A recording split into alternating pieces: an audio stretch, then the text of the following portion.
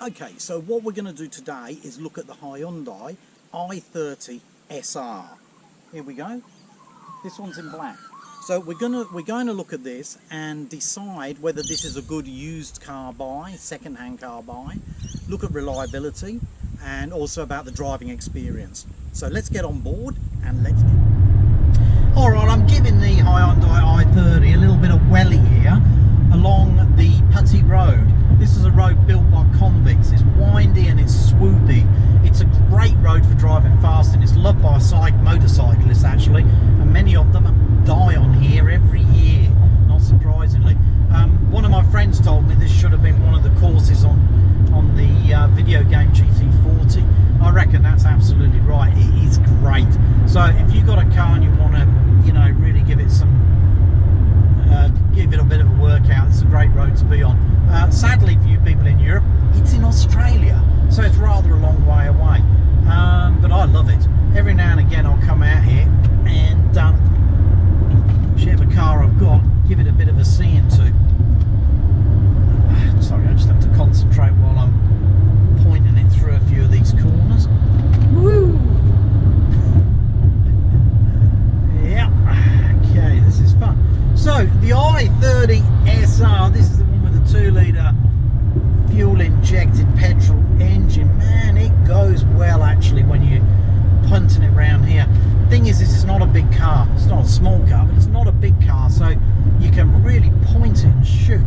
It goes super around these corners, and handles really, really well, I've got to say. When you're tootling around on country roads, I often think the suspension's a bit too hard. This kind of road, which is pretty smooth, with these bends in, it's great. The car is so stable, and it's front-wheel drive, so you can just get it pulling through the bends. I'm stuck behind a Mazda now, so I can't give it as much poke as I'd like.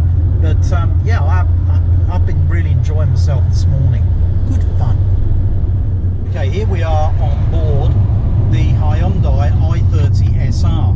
Now this is a 2012 model, which I bought in 2013. So this SR has a 2-litre petrol injection engine, not the 1.6-litre turbocharged engine that you would get in an SR if you bought one today. So obviously a different, you know, different type of setup there. This is a 5-door hatchback, and when it was new, it cost round about $25,000 Australian dollars. This model, as far as I'm aware, was never for sale in the UK, so that's a bit of a shame. So it was an Australian only model. I mean, they may have sold them elsewhere in the world, but I think primarily it was for Australia, where we like to have biggish engines. So, okay, so what's it like? Well, first of all, let's talk a little bit about the buying experience. That was all fine, no problem at all. When we went to look at the car, chose the leather. No, we didn't. The leather upholstery was standard, so that was all good. They touted this as a hot hatch, or their hot hatch. Now, I wouldn't say that's true at all. I would say it's more like lukewarm. And the reason for that is, yeah, okay, it's quite a big engine inside, you know, what's a very compact car. In Australia, they call it a small car. I think in Europe it will be called a fairly sort of medium-sized car or compact. But anyway, the thing with the engine is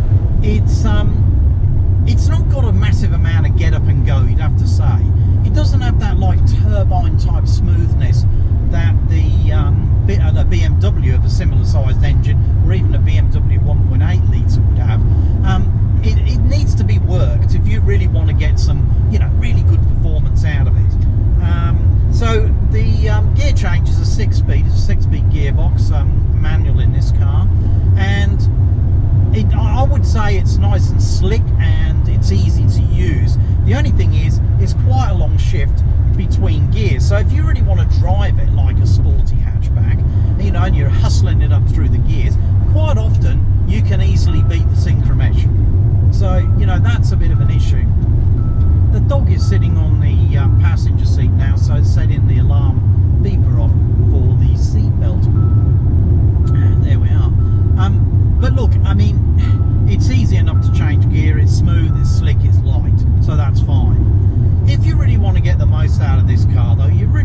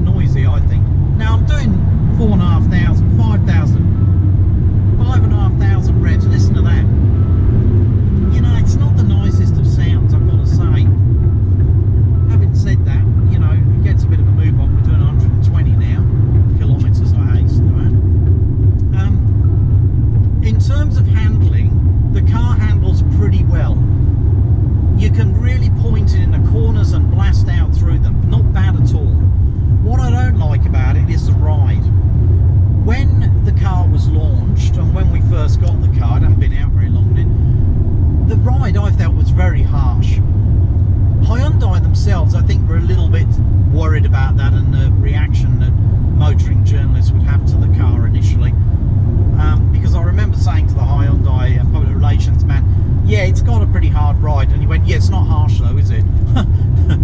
Well, you know, you have to bring that up.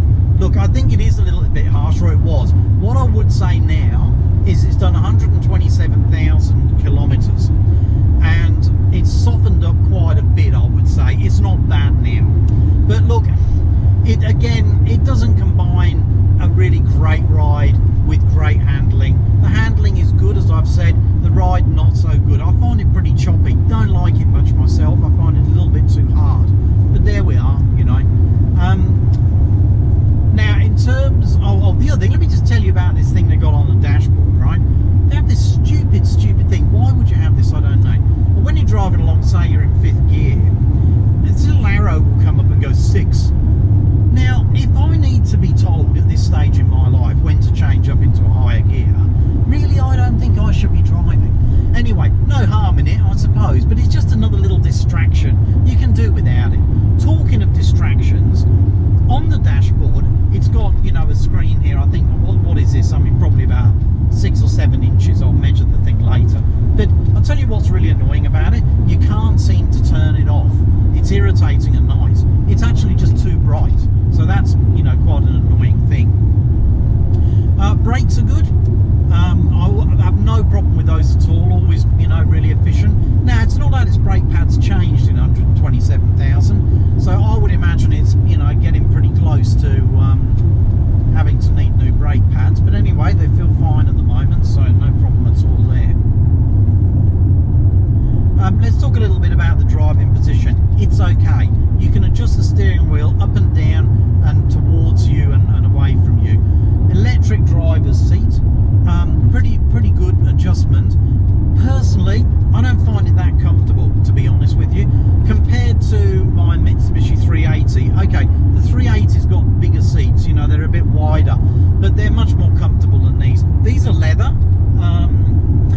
You know, somebody once said about the Japanese that they were the only people who could make leather look like plastic, and it's a little bit like that to me. It doesn't look it's okay, but I don't really like leather seats, particularly in Australia.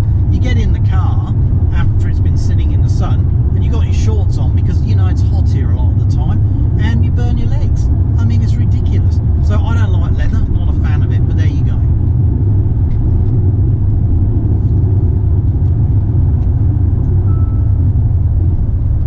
Back seat, not bad. You can split fold it, it's easy to do, and you can split fold it 2/3 and 1/3, so you don't have to have the whole of the seat down. It's pretty good. It goes to give you quite a flat load space. Usual problem though with a car that's got a sloping rear window, you know, boxy items. It's a little bit hard to get big boxy items in it. You find you can't shut the boot, so just have a look at that and think about what you might be carrying. The boot space itself, it's got whatever it's got in, you know, litres. What the hell does that mean? You know, can you get a suitcase in? Yeah, you can get a couple in, right? I don't think it's the best boot, but it's not a big car, so, you know, it's okay. We've taken it away on holiday for, you know, long weekends. 4 of us managed to get enough luggage in, so, you know, it's okay. No problem with that. Fuel economy, it seems to be pretty good. I'd say, you know, it says it's doing about 9.3 per 100 kilometres, 9.3 litres per 100 kilometres. I reckon that's probably about right. The only thing I think is, I find the tank a little bit too small. You know, it gives you about 500 kilometres per tankful, just over 500, and I don't think that's brilliant, to be perfectly honest. You're filling it up on average, I guess, once a week, you know, for most people. Anyway, there you go. It takes unleaded, of course, and it takes sorry, just got distracted there. It takes E10. You can use E10 in it. I wouldn't bother personally, because you get fewer miles out of E10 than you do from normal unleaded petrol, but there you go. It's telling me to change up into 6th gear. Well, what do you know? Okay, what else? Let's talk a little bit about reliability.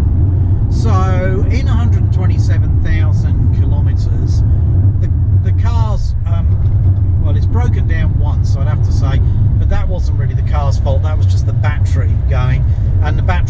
be replaced. Now, when the battery was replaced, the NRMA, National Roads and whatever it is,